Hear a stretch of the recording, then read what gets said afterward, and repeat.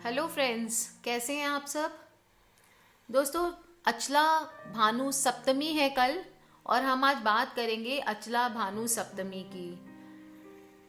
देखो दोस्तों, इनको इसको सूर्य सप्तमी, अचला सप्तमी, रथ आरोग्य सप्तमी, रथ सप्तमी, कई नामों से जाना जाता है। माघ माह की शुक्ल पक्ष की सप्तमी को सूर्य सप्तमी आती है। विशेषकर जब ये सप्तमी रविवार के दिन हो तो इसे अचला भानु सप्तमी के नाम से भी पुकारा जाता है। और इस दिन पड़ने के कारण इसका महत्व और भी बढ़ जाता है। 3 फरवरी 2017 को यह व्रत किया जाएगा इस साल। दोस्तों, शास्त्रों में सूर्य को आरोग्यवर्धक कहा गया है। इनकी उपासना से रोग मुक्ति का उपाय बताया जाता है। माघ मास की शुक्ल पक्ष की सप्तमी से संबंधित कथा का उल्लेख ग्रंथों में मिलता है।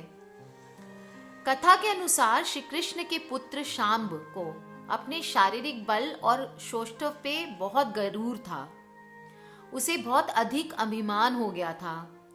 अपने इसी अभिमान के कारण उन्होंने दुर्वासा ऋषि का अपमान भी कर दिया। तब शांब की धृष्टता को देखकर दुर्वासा ऋषि को क्रोध आ गया और उन्होंने शांब को कुष्ठ रोग होने का श्राप दे दिया। तब भगवान श्री कृष्ण ने शांब को सूर्य भगवान की उपासना करने के लिए कहा। शांब ने आज्ञा मानकर सूर्य भगवान की आराधना करनी आरंभ कर दी, जिसके फलस्वरूप उन्हें अपने कष्ट से मुक्ति प्राप्त हो सकी।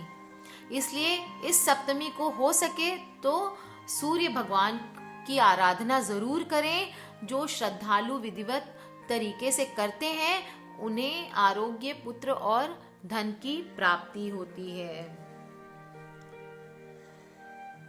दोस्तों, अचला सप्तमी स्नान व्रत करके गुरु का पूजन करने वाला संपूर्ण माघ मास के स्नान का फल वे वर्ष भर के रविवार व्रत का पुण्य पा लेता है।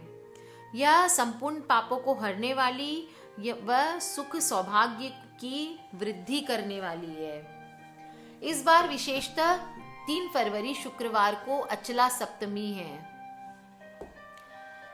दोस्तों, सूर्य को प्राचीन ग्रंथों में आरोग्य कारक माना गया है और इस दिन श्रद्धालुओं द्वारा भगवान सूर्य का व्रत रखा जाता है।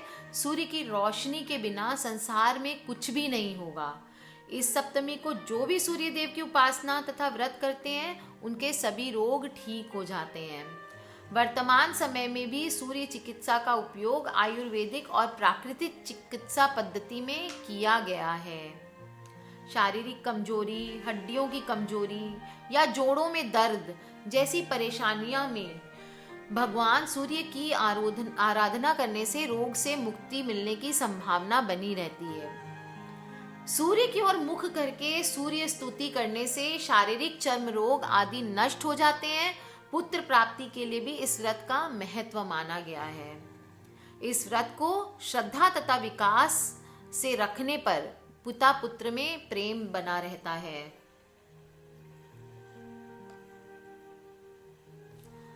दोस्तों, इस दिन किसी जलाशय, नदी, नहर में सूर्योदय से पूर्व स्नान करना चाहिए।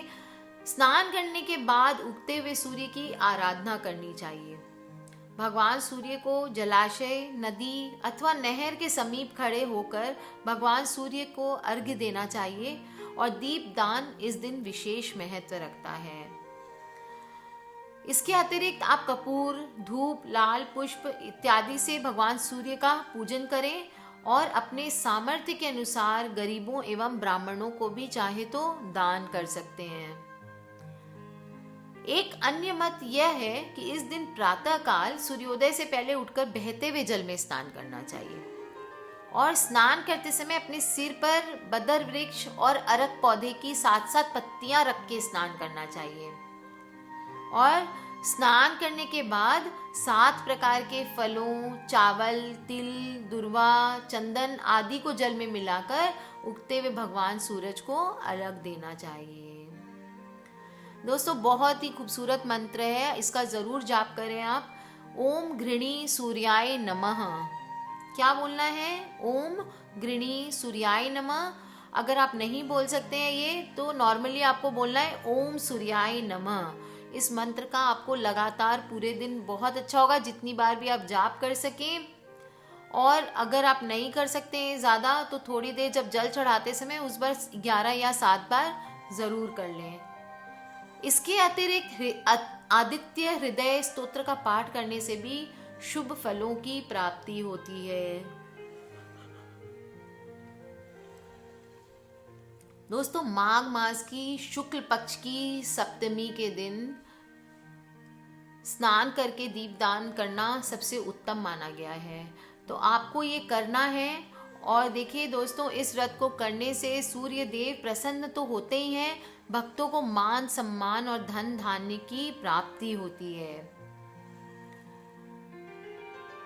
7 जन्मों के पाप को दूर करने हेतु रथारूढ़ सूर्य नारायण की पूजा की जाती है, इसे हम रथ सप्तमी भी मानते हैं। ये आज ही के दिन किया जाता है। इस सप्तमी को शास्त्रों में रथ, आरोग्य, अचला, पुत्र, भानु और अर्क सप्तमी भी कहा गया है।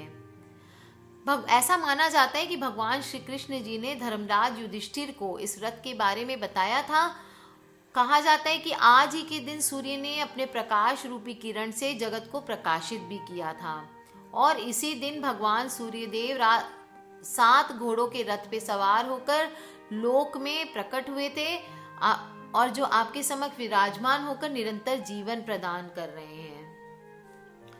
दोस्तों जो भी श्रद्धालु जो सुन रहे हैं या जो भी इस व्रत को करना चाहते हैं, उन्हें षष्ठी के दिन एक ही बार भोजन करना चाहिए, और सप्तमी के दिन प्रातः काल सूर्योदय काल में से पूर्व किसी पवित्र नदी अथवा जलाशय में स्नान करके सूर्य को दीपदान करें। दीप को जल में प्रवाहित करना है, उससे मनोवांछित फल की प्राप्ति होती है। जो लोग नदी में स्नान नहीं कर सकते, वे पानी में गंगा जल डालकर स्नान करते हैं। और ये भी कहा जाता है कि प्रातःकाल किसी अन्य व्यक्ति के जलाशय में नहाने से पहले यदि स्नान करते हैं तो बड़ा पुण्य मिलता है। इस दिन अपने अपने गुरु को वस्त्र दान करना चाहिए, विशेष रूप से अचला, अंगूछे जैसा गले में धारण करने वाला होता है वस्त्र, है ना, गमछा टाइप का होता है अचला, अवश्य दान करना चाहिए। इसके अतिरिक्त तिल, गाय और दक्षिणा भी दी जा सकती है। गाय नहीं दे सकते तो कोई बात नहीं, तिल और दक्षिणा भी दे दे।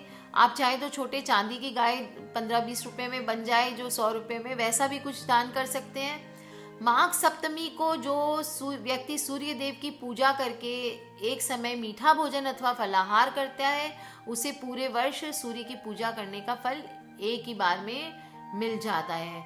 यह व्रत संतान सुख के साथ साथ अखंड सौभाग्य भी देने वाला है। दोस्तों अचला सप्तमी की बहुत ही खूबसूरत कथा है, चलिए मैं आपको सुनाती हूँ, ध्यान से सुनेंगे आप। भविष्य पुराण में कथा है कि एक गणिका इंदुमती ने अपने जीवन में कभी कोई दान पुण्य नहीं किया था। इसे जब अपने अंत समय का ख्याल आया तो वशिष्ठ मुनि के पास गई और वशिष्ठ मुनि से मुक्ति पाने का उपाय पूछने लगी। तब मुनि ने उत्तर में गणिका से कहा, माघ मास की सप्तमी को अचला सप्तमी का व्रत करो।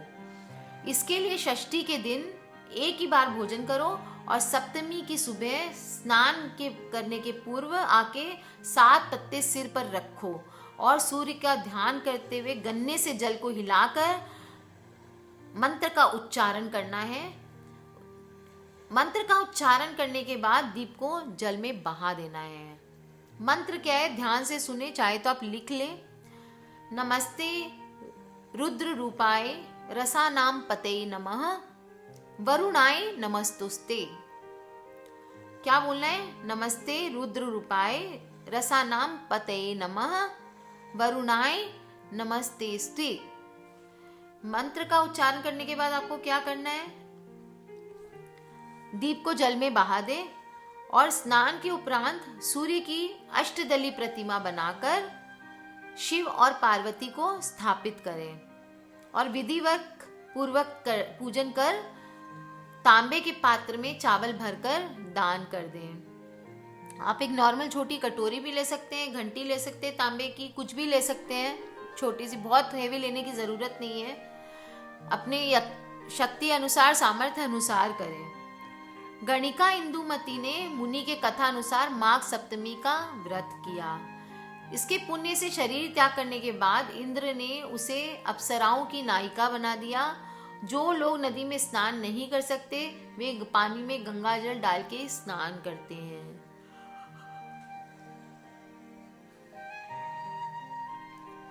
दोस्तों कई एक कहानियां जाती है, एक और अन्य कथा भी है, वो भी बता देती हूँ आपको, क्योंकि कुछ लोगों को लगेगा नहीं नहीं मैम ये तो कथा नहीं है, दूसरी कथा है, तो वो भी आप सुन लें। एक अन्य कथा के अनुसार भगवान श्री कृष्ण के पुत्र शाम्ब को अपने बल और शारीरिक सुंदरता का अभिमान हो गया था। तो एक बार दुर्वासा ऋषि श्री कृष्ण से मिलने आए थे। उस समय दुर्वासा ऋषि का शरीर बहुत ही दुबला हो गया था, क्योंकि वह कठिन तप में लंबे समय से लीन थे। ऋषि को देखकर शाम्ब को हंसी आ गई और स्वभाव से ही क्रोधी ऋषि को शाम्ब की धृष्टता पर क्रोध आ गया और उन्होंने शाम्ब को कुष्ठ होने का श्राप दे दिया। ऋषि के श्राप का प्रभाव तुरंत ही हो गया। उपचार से जब कोई लाभ नहीं हुआ तब श्री कृष्ण ने शाम्ब को सूर्य उपासना करने की सलाह दे दी और शीघ्र ही सूर्य उपासना करने से शाम्ब कुष्ठ रोग से दूर हो गया। तो दोस्तों बहुत ही कल्याणकारी व्रत है, हमें ध्यान रखना है। आज के दिन खाने में तेल का प्रयोग नहीं करना चाहिए। जब प्रश्न उत्पन्न होता है कि आखिर क्यों तेल का प्रयोग नहीं करना चाहिए, इसका मुख्य कारण है कि तेल शनिदेव की कारक वस्तु है और शनिदेव सूर्य देव के घोर विरोधी हैं। ऐसे परिस्थिति में सूर्य उपासना में तेल का प्रयोग करना उचित नहीं है। इस प्रकार उस दिन नमक का प्रयोग भी नहीं करना चाहिए। तो दोस्तों बस आज के लिए इतना करें। ध्यान से सुने, ध्यान से सुना होगा आपने अचला सप्तमी क्या है, कैसे व्रत को करना है, क्या करना है। आगे की वीडियो में बताती हूँ क्या करना चाहिए इस दिन और क्या नहीं करना चाहिए। तो ध्यान से सुन लें, लिख लें। कोई प्रश्न हो तो प्लीज़ अपने वीडियो के नीचे हमें लिख के ज़रूर पूछें। किसी भी तरह के आपको प्रश्न का उत्तर चाहिए तो ज़रूर हमें लिख के बताएं और प्लीज़ कनेक्टेड रहिए। Take care friends. Gupt Navratri चल रही है तो जय माता दी।